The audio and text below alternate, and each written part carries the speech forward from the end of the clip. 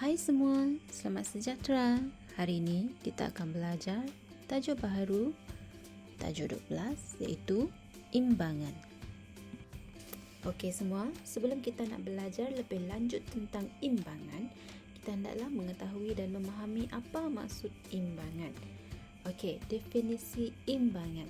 Imbangan bermaksud kesamaan dan kesepadanan dari segi berat, kedudukan dan tumpuan. Imbangan juga membawa maksud merujuk kepada cara elemen seni itu disusun dalam sesuatu karya. Jadi kelas, bagaimana kita nak lihat imbangan dalam sesuatu gubahan atau karya? Apakah ciri-ciri imbangan? Okey, ciri-ciri imbangan. Yang pertama sekali, imbangan boleh dilihat dari segi simetri. Imbangan simetri wujud apabila unsur-unsur seni yang digunakan saksama ataupun sama jika dilihat menggunakan garisan paksi di tengah-tengah sesebuah karya. Imbangan yang tidak saksama dianggap tidak simetrik. Imbangan dalam karya ataupun sesuatu gubahan dapat mewujudkan suasana yang harmoni, stabil dan kukuh. Imbangan juga mampu menghasilkan variasi dan dapat menarik perhatian audiens. Sekarang kita masuk kepada jenis imbangan. Imbangan yang pertama adalah imbangan simetri. Imbangan simetri bermaksud gubahan yang kelihatan sama antara bahagian kiri dan kanan objek ataupun sesuatu gubahan. Contoh gambar imbangan simetri pada objek alam semula jadi adalah gambar rama. Okey, pada gambar rama-rama ini, di kedua-dua bahagian kiri dan juga kanan, kepaknya adalah sama. Okey, pada kepak rama-rama tersebut, warna dan juga corak yang terdapat pada badan rama-rama ini juga sama di kedua-dua bahagian. Contoh gambar imbangan simetri yang kedua adalah gambar burung ini. Okey, burung ini mempunyai dua sayap yang seimbang di kedua-dua belah badannya, di bahagian kiri dan juga bahagian kanan. Selain daripada objek alam semula jadi, kita juga boleh melihat imbangan simetri pada objek buatan manusia. Sebagai contoh, gambar cermin mata. Cermin mata ini kalau kita lihat di kedua-dua bahagian sebelah kiri dan kanan, ia mempunyai bentuk yang seimbang untuk keselesaan penggunanya. Contoh imbangan simetri yang kedua adalah gambar kereta ini.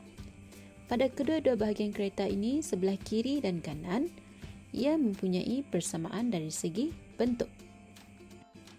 Selain itu, imbangan simetri juga boleh dilihat dalam karya seni visual. Sebagai contoh, gambar wow. Motif dan corak hiasan pada wow ini mempunyai unsur imbangan di kedua-dua bahagian sayapnya.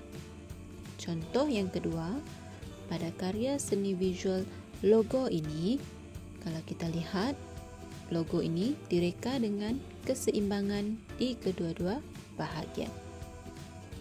Okey kelas, sekarang kita masuk kepada jenis imbangan yang kedua iaitu imbangan tidak simetri. Imbangan tidak simetri bermaksud gubahan yang tidak sama di kedua-dua bahagian objek atau gubahan tetapi masih mempunyai ciri-ciri yang menampakkan kesan keseimbangan. Imbangan tidak simetri boleh dilihat pada objek alam semula jadi. Sebagai contoh, kita boleh lihat gambar pokok ini. Di kedua-dua bahagian pokok ini, sebelah kiri dan juga kanan, kita lihat adalah tidak seimbang dari segi bentuk. Tetapi, kedudukan pokok itu yang stabil telah memberi kekuatan untuk pokok itu berdiri dengan teguh. Imbangan tidak simetri juga boleh dilihat pada objek buatan manusia. Sebagai contoh, yang pertama sekali adalah gambar kerusi ini.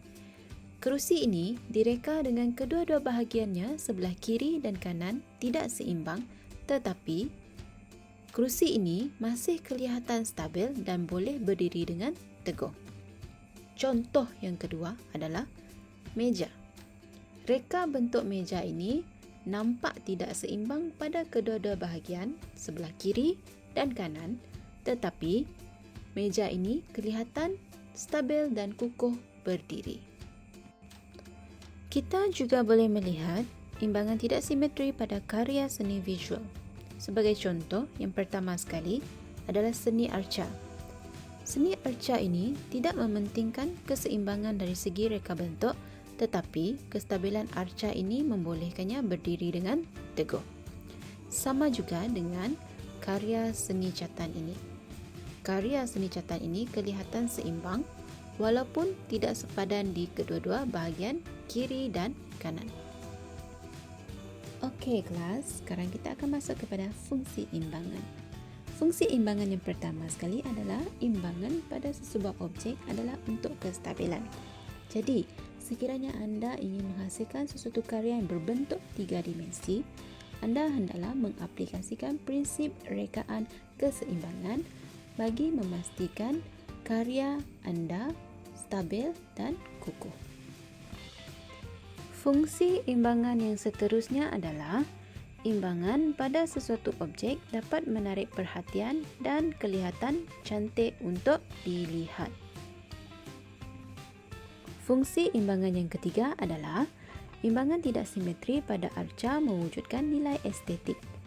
Masih ingat apa maksud nilai estetik? Nilai estetik bermaksud nilai keindahan. Jadi, maksudnya di sini apabila audiens melihat sesuatu karya imbangan tidak simetri, mereka akan melihat sesuatu karya yang indah-indah sahaja.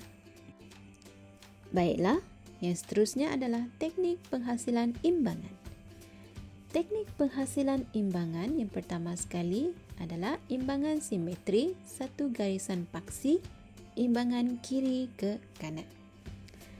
Imbangan simetri satu garisan paksi imbangan kiri ke kanan adalah garisan paksi yang dibahagikan kepada dua bahagian, iaitu bahagian kiri dan kanan. Anda boleh melihat contoh gambar di bawah, contoh kapal terbang ini.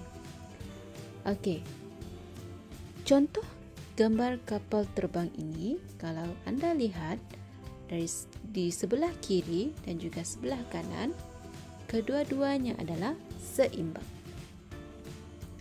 Teknik penghasilan imbangan yang kedua adalah imbangan simetri imbangan atas dan bawah.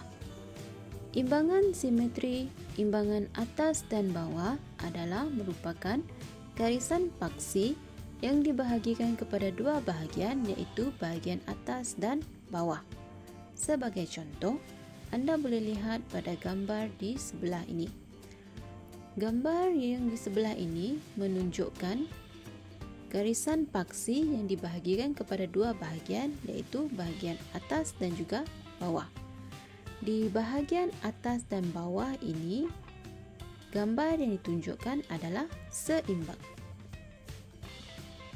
Okey kelas, itu sahaja penerangan cikgu pada hari ini mengenai tajuk keseimbangan. Cikgu harap anda faham tentang penerangan yang telah diberikan. Sekian, terima kasih.